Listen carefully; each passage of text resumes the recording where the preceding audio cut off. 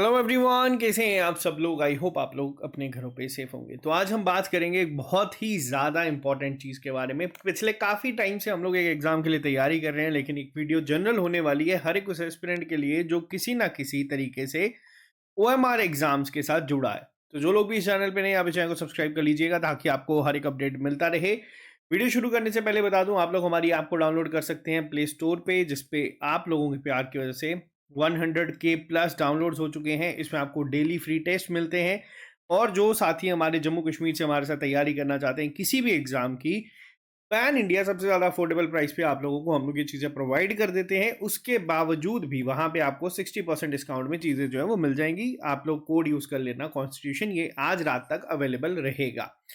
अब बात करते हैं यहाँ पे एक पॉइंट पे। देखो, बहुत बार क्या होता है, बच्चे जब पेपर दे के आते हैं वो हमें ये कहते हैं रिजल्ट के बाद, सर हमारे मार्क्स घर पे बन रहे थे 80, वहां पे रिजल्ट में आए हैं 65।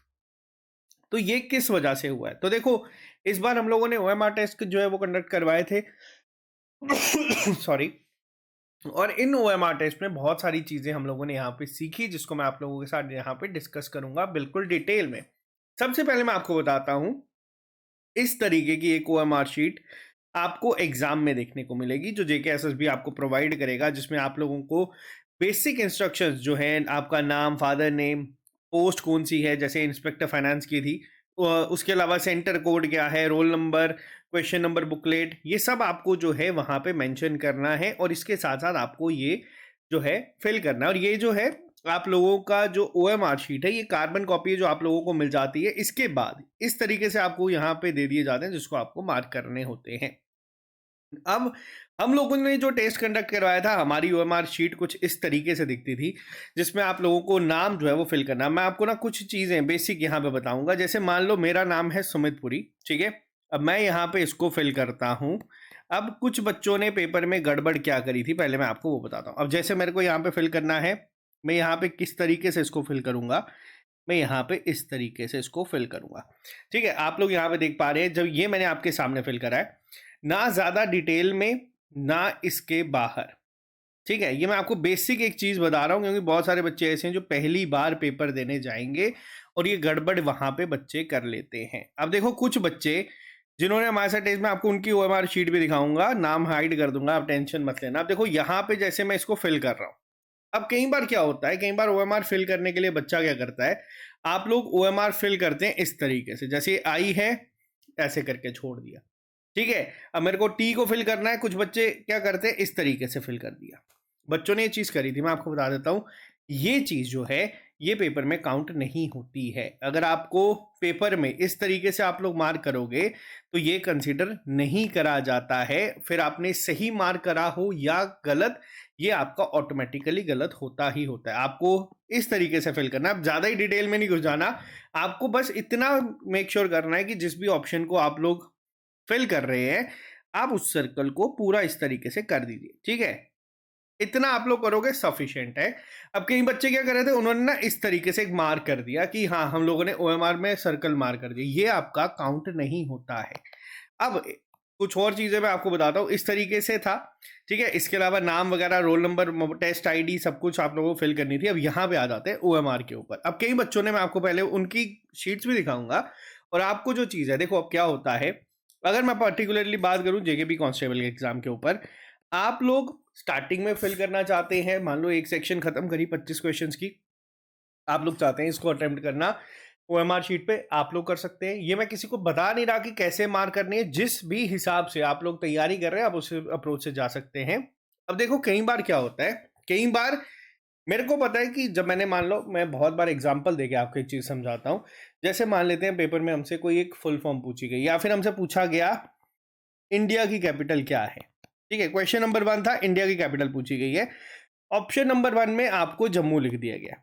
हम लोगों ने ध्यान से नहीं पढ़ा, हम लोगों ने देखा ऑप्शन ए था जम्मू, बी था न्यू दिल्ली, ठीक है। हम लोगों ने क्या कर दिया, हमें पता लगा जम्मू, हम लोगों ने क्या कर दिया, जल्दी से आके इस पे मार्क कर दिया। उसके बाद क्या होता है, जब दोबारा हम लोग क्वेश्चन को देखते हैं, हम लोग कहते हैं यार इसका आंसर तो बी था। हम लोग क्या करते हैं, हम लोग ना यहाँ पे ऐसे क्रॉस कर देते हैं, फिर यहाँ पे बी को इस तरीके से मार्क कर देते हैं शीट में, और सोचते हैं कि एग्जामिनर ये जब उसके पास जाएगा उसको लगेगा कि हाँ बच्चे को आता था, उसने ए को क्रॉस कर दिया, बी को मार कर दिया, क्या इसके नंबर मिलते हैं? तो देखो ये क्वेश्चन आपका उसी टाइम जो है गलत हो जाता है।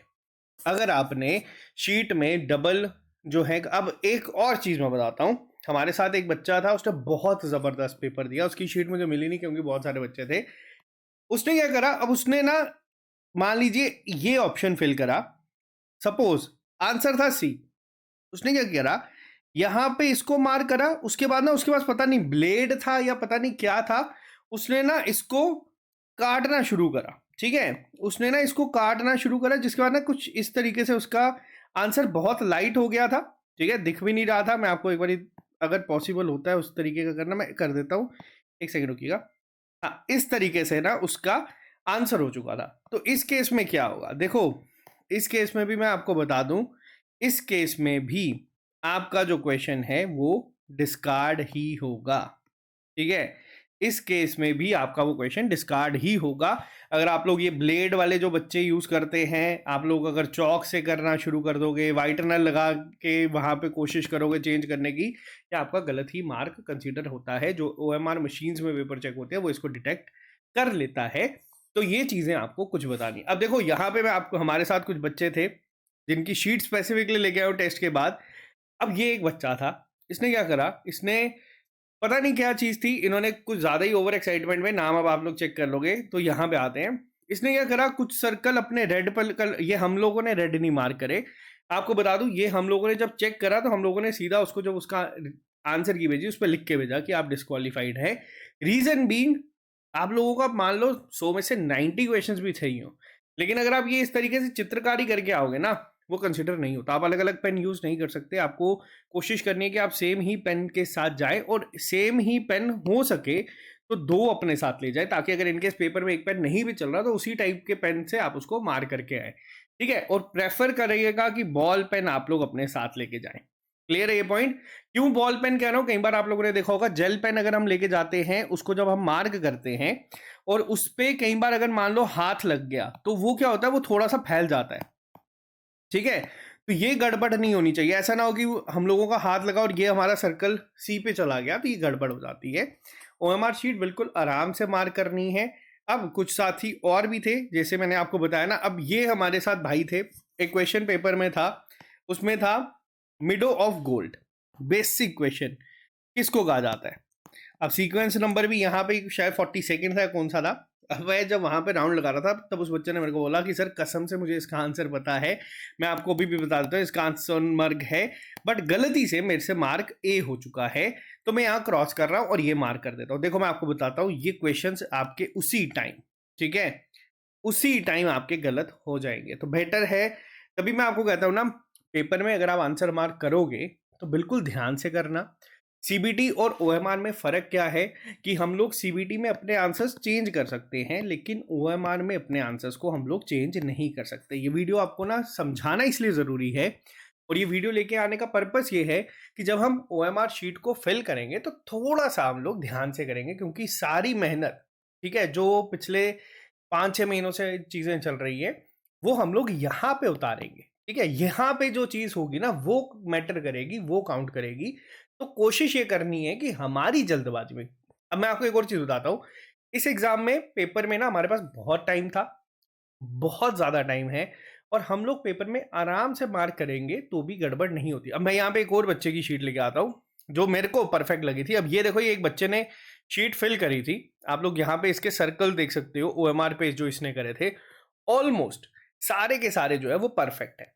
ठीक है, यहाँ पे आप लोग इस, ये बच्चों ने ही फिल करी है वहां पे जो हमारे पास ओएमआर थी, तो यहाँ पे आप लोग देख सकते हैं कोई गड़बड़ नहीं थी। कोशिश करनी है कि हम भी इस तरीके से मार्क करें।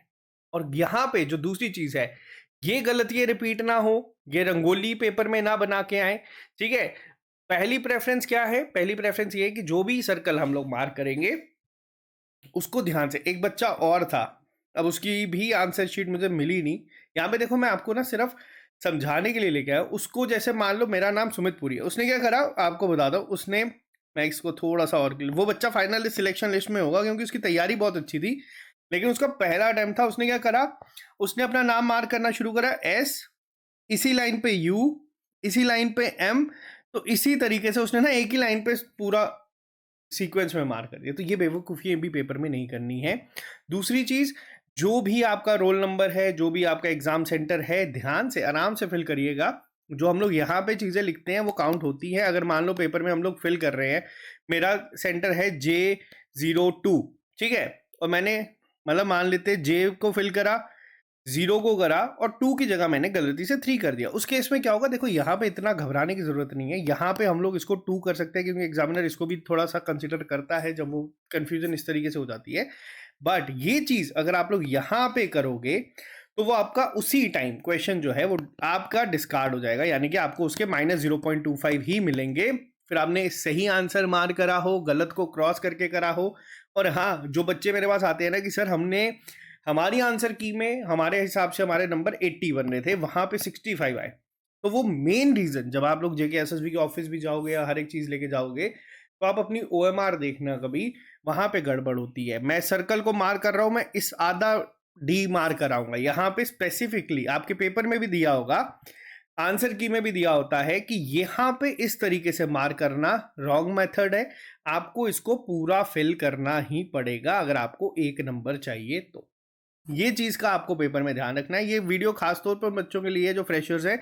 और यहाँ पे भी देखो आप लोग, जेके एसएसबी भी ये चीज़ जो है वो बना के देता है अपने आंसर की शीट के ऊपर कि वहाँ पे गड़बड़ ना हो। तो ये एक ज़रूरी वीडियो थी आप लोगों से, क्योंकि देखो लास्ट के टाइम पे ये छोटी छोटी गलतियाँ जो हम लोग करते हैं ना, हम लोगों के एंड से इस बार कोशिश रहेगी कि कोई भी गलती पेपर में इस बार ना हो।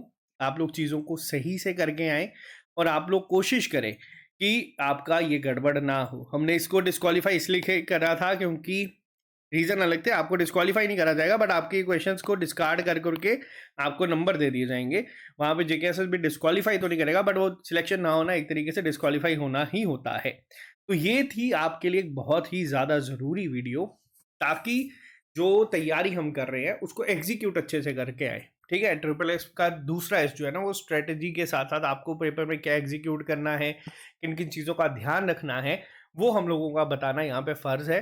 खास तौर पे जो बेचारे फ्रेशर्स हैं या जो बेचारे पहली बार बच्चे पेपर देने के लिए बैठेंगे, उन लोगों के लिए। तो आई होप आप लोगों को ये वीडियो हेल्पफुल लगा होगा। बाकी आपसे मिलते हैं जल्दी नए लेक्चर के साथ। अभी के लिए दीजिए इजाज़त। और अगर इसके बाद हम लोग शुरू करेंगे हमारे जेकेपीएसआई की क्लासेस को, तो जो बच्चे भी कांस्टेबल का पेपर देने के बाद बिना डिले करे 2 दिसंबर को ही क्लास में जुड़ जाइएगा, ताकि आप लोग लेट ना हो जाए। तो मिलते हैं जल्दी नए लेक्चर के साथ। अभी के लिए फिलहाल इतना ही। Bye bye, take care, all the very best, see you soon, good night.